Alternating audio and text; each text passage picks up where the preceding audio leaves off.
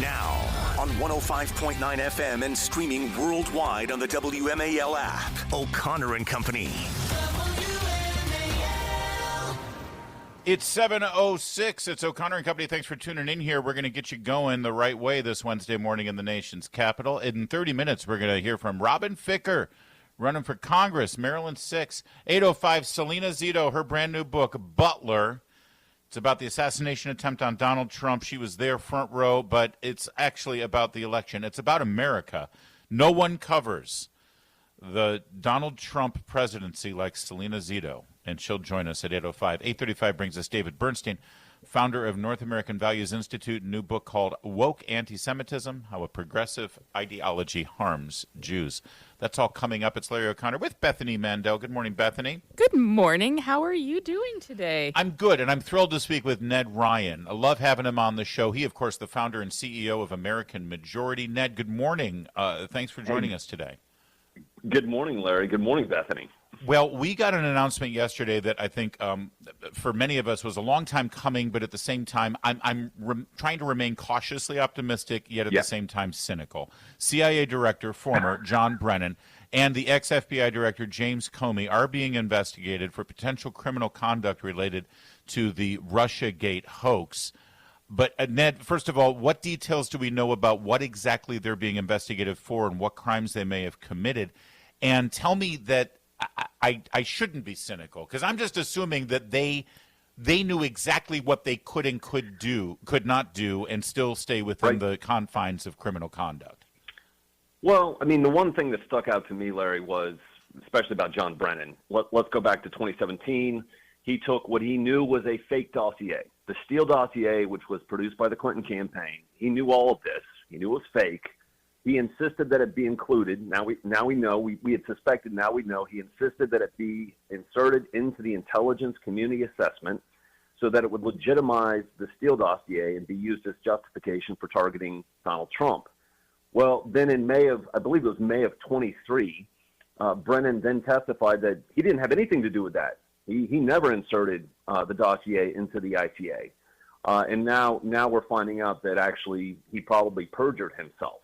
So I know that Ratcliffe was the one that released some of these documents, and I think for a fact that they're going to be looking at Brennan for perjuring himself. But let's go back and remind people what they did, not too long ago when James Comey and Andrew McCabe and James Baker. So there's a few names, Larry, by the way, that I think are missing from this. I hope that they eventually get to these names. But again, Andrew McCabe, James Baker, who was general counsel of the FBI, again, using a fake dossier that they knew was fake, used it not once, not twice, 4 times to secure FISA warrants to backdoor spying on the Trump campaign. And so when you look at what they did, this was no mistake. This was deeply intentional. And I would remind people this was purely political by the head of the FBI and the CIA over policy differences to target Donald Trump. There's a lot to unpack there, but one thing that it seems to be critical to the narrative here, and that was they knew the Steele dossier was fake. I know they knew it came from the Clinton campaign, but what evidence do we have now that they knew for a fact that it was full of garbage? Well, Comey as much admitted back in the day. There were reports not too long after 2017 that he admitted they knew that this was a very suspicious document. They knew it was not nearly, they could not really justify the use of it, and they went ahead and did it. No, there have been reports in which they knew exactly what they were doing. And I think the one word that stuck out to me yesterday, Larry, was this: conspiracy. I mean, this was definitely a conspiracy between very powerful elements. You can call it the deep state, whatever you want to call it, the FBI, DOJ, and our intel community, in which they were definitely coordinating everything they were doing back in 2016 and 2017, all to target Donald Trump.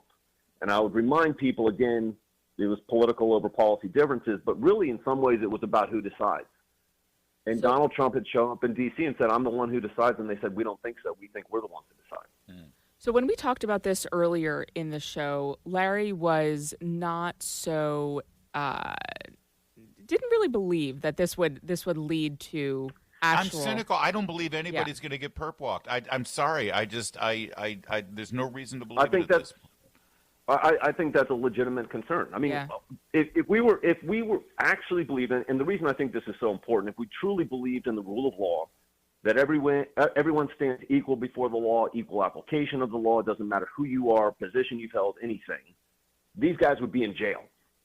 I mean, if you were to look at the fact and what they did, their massive abuse of power, their massive abuse of trust, what I consider to be highly illegal acts, they would be in jail.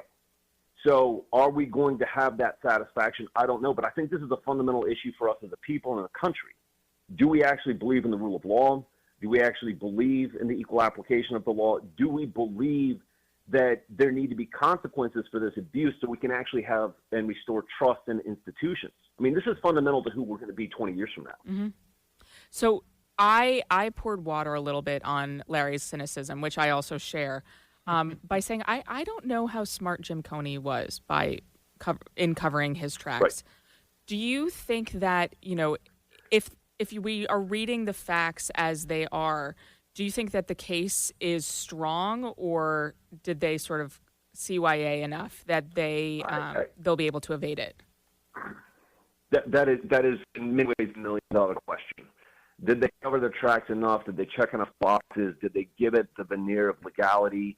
Even though there has been some admission along the way that they knew this dossier was fake and what they were using for justification to target Trump was completely bogus. I mean, again, that's $1 million question. I don't know, but I have to tell you, the fact that they're even launching an investigation into Brennan and Comey is a massive step in the right direction. Yeah. Now, are we going to actually get to the ultimate conclusion where they can actually prove beyond a doubt they did what we 99% sure they did? I don't know, but I can't tell you how thrilled I am that we're actually having an investigation. It's a long time coming, and finally we're here. Amen. We're speaking with Ned Ryun. He's the founder and CEO of American Majority. By the way, you said, call it the deep state, call it what you want. How about we call it the American Leviathan, since that's the name of the great book that you wrote about this and the documentary that goes along with it. It really is a terrific book about all of the things that the Trump administration is hoping to dismantle and has already done quite a bit in that regard, but there's a long way to go. We got to mention Barack Obama's name in all of this, don't we, Ned Ryun? Yeah. I mean, when you said Brennan knew that this was a fake dossier, Brennan briefed Obama about the Steele dossier and about the fact that Hillary Clinton's campaign was coming up with this fake story as an Oppo research tool against Trump. So when Obama fast-tracked the intel community's conclusions that Russia had meddled in the 2016 election, he knew full well when he fast-tracked that it was based on lies. Shouldn't Obama's name be bandied about quite a bit in this criminal investigation? It should be. I think if they continue to pull the thread, and again, I love the fact that they used conspiracy because that's going to give them, I think, a lot of room to go in different directions. I'm convinced, Larry, you keep pulling the thread. As you just mentioned, we know full well that Obama and Joe Biden were intimately acquainted with what was going on with what Brennan and Comey and others were doing. I think you keep pulling the thread. I think there's no way you can't end up in the Oval Office with Barack Obama and Joe Biden being intimately acquainted and fully part of, again, what has been described as a conspiracy. Ned, quickly, though, this is going to be painted, they're already doing it in the New York Times, Washington Post, cable news, that this is Banana Republic, this is Trump investigating his enemies. But what they're investigating is literally Banana Republic behavior from Obama and the team. That's just the fact. So pick your Banana Republic, guys. The Obama administration who lied about the incoming Trump administration, or the Trump administration who's finally investigating the criminal behavior. Exactly. I'll make it brief, but this is why last night on Laura Ingraham I opened up by saying people are going to start screaming on the left and the corporate propagandists that this is political payback, this is settling of political scores. Has nothing to do with that. This is, again, about are we going to actually restore the rule of law, equal application of the law? Will there be consequences for highly illegal acts and the breaking of public trust and abuse of power? That's what this is about. And that's why I think they've got to get this to the ultimate conclusion where people actually go to jail, because we don't want to see this happen again. And if there are no consequences, what happens next will be even worse. Amen. Real fast, Ned, do you think because of the political ramifications and the concerns, is it appropriate to get a special prosecutor on this? That is a question for them. I don't know which direction they're going to go. But again, I hope that they have the political and moral courage, and I believe they do in the Trump administration, the DOJ and the FBI, that they show the courage necessary to do this despite the attacks that are already beginning to try and paint this in, the political score settling light. Yeah. This is fundamental to who we are as a people, who we are as a country.